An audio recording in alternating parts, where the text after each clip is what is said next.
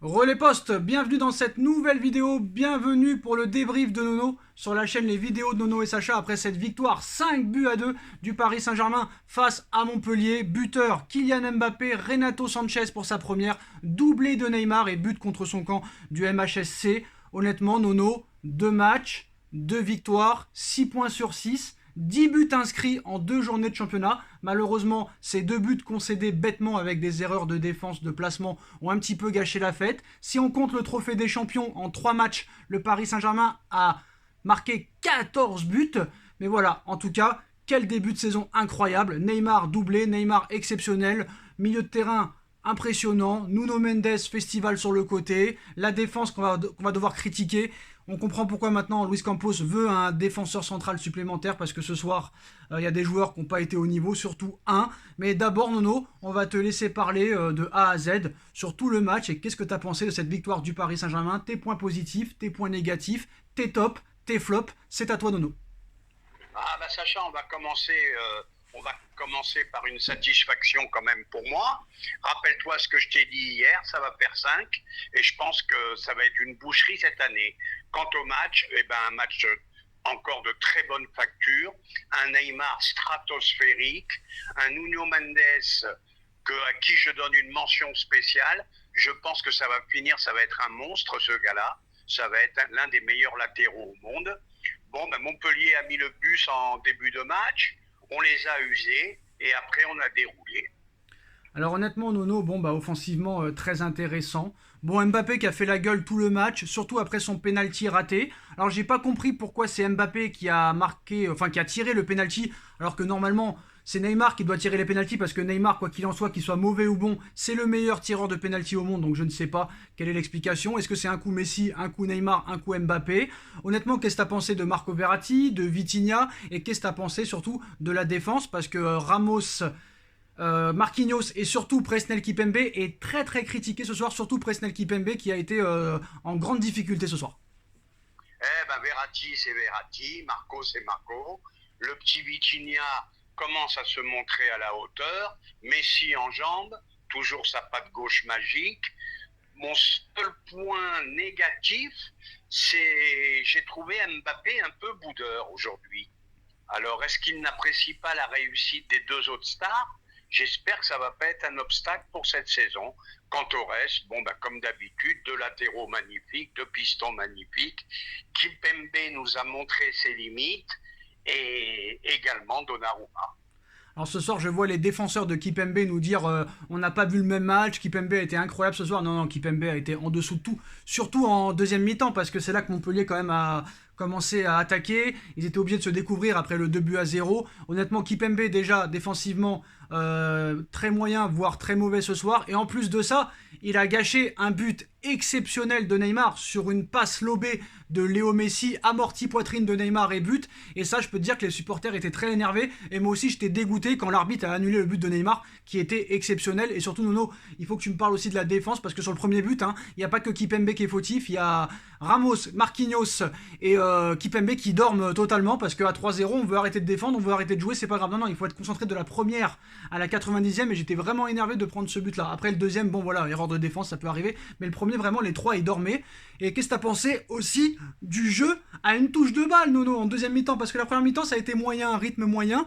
Mais en deuxième mi-temps, c'est ce jeu à une touche de balle, en triangle, en rectangle. Qu'est-ce que t'as pensé du but de Renato Sanchez et d'autres choses? Et la rentrée de Paredes, très intéressante aussi. On va commencer par Kipembe. Bon, excellent, il est bon, Kipembe, mais il a toujours le même problème.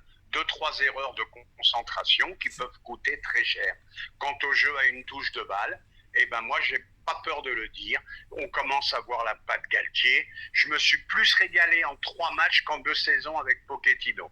Voilà. Sanchez fait une rentrée. Qu'est-ce qu'il trouve de mieux à faire? C'est de nous faire une lucarne.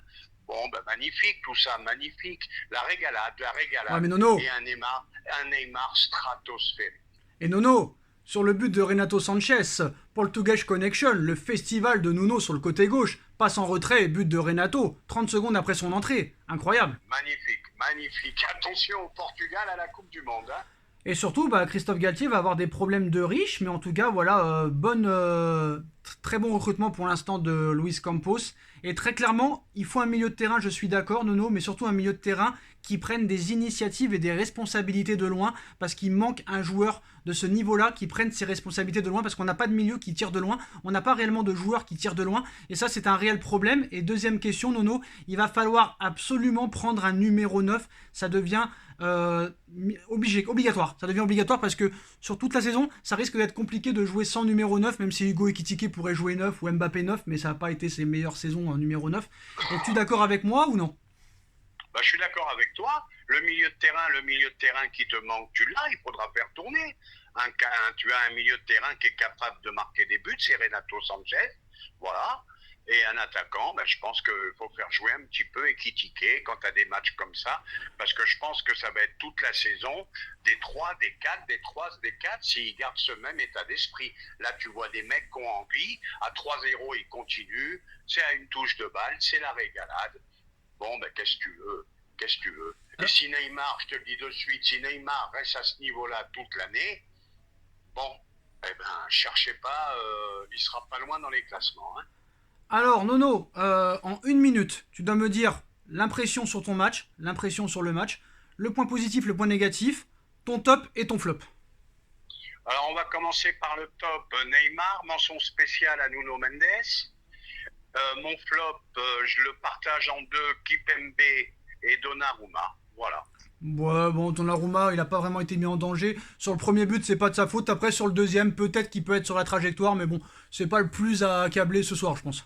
Je suis d'accord, mais je lui reproche une chose, il n'est pas décisif en ce moment. Voilà, tout simplement. Alors, en ce qui concerne les gardiens, la direction du PSG confirme à Canal+ des contacts entre le Napoli au sujet de Keylor Navas. Bon, ça, c'est pas une surprise. Quand Neymar nous disait le 9 juillet, Nono, cette saison, tous les tirs vont rentrer, les coups francs, les têtes, je me sens bien, je suis confiant, je me suis beaucoup entraîné pendant mes vacances. Les promesses sont tenues pour l'instant. Et surtout, Nono, Luis Campos cible Axel Diassi, le défenseur central de l'AS Monaco. Axel Diassi intéresse le Paris Saint-Germain. Luis Campos apprécie fortement le profil du défenseur central de l'AS Monaco, âgé de 24 ans, qui pourrait devenir la priorité en début de semaine pour renforcer la défense centrale. Lui qui a joué 84 matchs en 2 saisons avec l'AS Monaco, qui a été le meilleur défenseur du club la saison dernière. Qu'est-ce que tu penses de toutes ces infos? Alors, on va commencer par Neymar. Neymar qui tient ses promesses. Bon, personne ne pensait qu'il reviendrait à ce niveau-là. Quant au défenseur de Monaco, je vais être sincère avec toi, je le connais pas trop. Donc je peux pas porter de jugement quand je connais pas trop. Alors moi je le connais, joueur très grand, 1m90, très physique, qui ressort proprement le ballon, et c'est ce qui manque très clairement après Presnel Kipembe. Donc je pense que ça pourrait être une réelle piste, beaucoup moins cher que Skriniar, mais avec un peu moins d'expérience. Donc mais voilà, on va pas lécher l'Inter jusqu'au 1er septembre, hein. Il faut se renforcer en défense centrale, et je crois que Christophe Galtier l'a clairement vu aujourd'hui.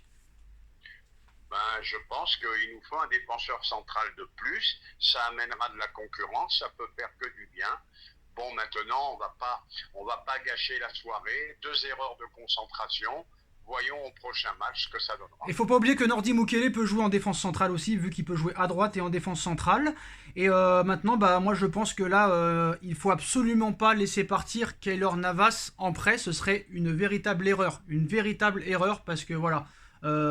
Donnarumma ce soir, il n'y a pas eu de grosses fautes, mais quoi qu'il en soit, c'est pas la sécurité à 100% et il faut que Navas reste, absolument. Malheureusement, je crois que c'est en bonne voie pour qu'il parte. Maintenant, je m'inquiète un peu. Le numéro 2, Rico, d'accord, mais il arrive quelque chose à Donnarumma. Rico en numéro 2 en Ligue des Champions, c'est pas la sécurité sociale, hein. Donc voilà, Nono. Donc est-ce qu'il y a un dernier mot sur ce match que tu n'as pas dit encore une fois? Ah ben moi je suis satisfait, moi je me régale, qu'est-ce que tu veux?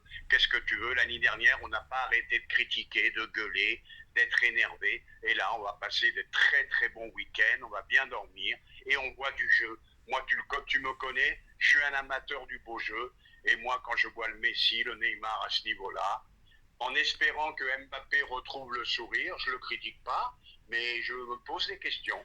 Alors J'ai Nono, trouvé un, j'ai trouvé un langage corporel, je ne l'ai pas senti heureux ce soir. J'espère me tromper. 300 millions par an, il est pas, 100 millions par an, il est pas heureux, bon, on peut plus rien faire pour lui. Oui, Alors, ça me gêne un peu aussi. alors, on t'attend demain pour le débrief du Barça, parce que quand même 155 millions d'euros investis dans le mercato, 0-0 au Camp Nou face au Rayo Vallecano. Il y a de quoi quand même se poser des questions, Nono, quoi qu'il en soit, même si c'est que le début de saison. Le PSG aussi, 5-0 le premier match, ça n'a pas empêché Paris de gagner 5-0. Donc c'est vrai que les joueurs doivent trouver des automatismes, mais bon, garde la bouche fermée, tu parleras demain sur ce match. Mais Nono, je voudrais parler de quelque chose, comme tu sais, Xavi Simons, qui n'a jamais vraiment eu sa chance au Paris Saint-Germain. Il a été transféré au PSV Eindhoven. Le Paris Saint-Germain a mis une option de rachat de 4 millions d'euros alors qu'il était libre. Je ne sais pas comment ils ont fait, mais quoi qu'il en soit, s'ils reveulent Xavi Simons en fin de saison, il faudra débourser 4 millions d'euros. Pour un joueur libre, je ne sais pas comment ils ont fait. Mais quoi qu'il en soit, Nono, Simons a fait une très bonne prestation à l'aller et au retour en Ligue des Champions contre l'AS Monaco. Le PSV Eindhoven a éliminé l'AS Monaco. Aujourd'hui, c'est 2 buts et une passe décisive pour Xavi Simons avec le PSV ce samedi après-midi. Sur les 4 premiers matchs officiels de Xavi Simons depuis le début de saison, Nono, c'est 3 buts et 2 passes décisives. Eh ben, comme quoi il avait besoin du temps de jeu. Bon, maintenant, je suis obligé de dire que le PSV Eindhoven n'a pas l'effectif du PSG, donc c'était très très difficile de lui assurer une place de titulaire. Moi, je pense que s'il revient, il reviendra beaucoup beaucoup plus fort. Et ben voilà Comme quoi les joueurs doivent jouer avant de penser à l'oseille. Voilà. Ah non, le pauvre, il a tout fait pour jouer, on lui a jamais donné l'occasion de jouer. Non, mais je parle pas pour lui spécialement, en général. Ben voilà les postos, masterclass du Paris Saint-Germain, un 9 sur 10 ce soir, ou un 8 sur 10 plutôt avec ses 2 buts concédés, mais voilà, offensivement c'est très bien, au milieu de terrain c'est très bien, on espère que ça va continuer. Navas plus que jamais sur le départ, Axel Diassasi intéresse le Paris Saint-Germain, l'international défenseur central de l'AS Monaco, doublé de Xavi Simons, les postos. Dites-nous en commentaire ce que vous en pensez, on like, on partage, on commente, on s'abonne. Et on va vous donner un petit défi, tiens, parce que Nono a l'air en forme ce soir. On a beaucoup parlé du FC Barcelone et de son mercato XXL. Si cette vidéo atteint les 1000 likes, Nono fera un débrief FC Barcelone, Rayo Vallecano. C'est à vous de jouer les postos. 1000 likes pour le débrief de Nono et qui risque d'être très très chaud parce que voilà, on a beaucoup critiqué le Barça. Tous les médias ont critiqué le Barça. D'autres coachs et d'autres clubs ont critiqué le Barça. 0-0 contre le Rayo Vallecano. Certes, c'est qu'un match, mais c'est quand même le Rayo Vallecano en face. Et avec les matchs amicaux qu'ont fait le Barça, on peut se poser des questions quand même sur ce mercato-là. Donc voilà les postos et on se retrouve très très vite pour une nouvelle vidéo. Ah non, surprise pour le débrief. Surprise pour le débrief. Surprise pour le débrief. Et les postons, on se retrouve très vite pour une nouvelle vidéo. À vous de jouer, on like, 1000 likes et le débrief de Nono, Barça, Rayo Vallecano. Et allez Paris. Tchuss.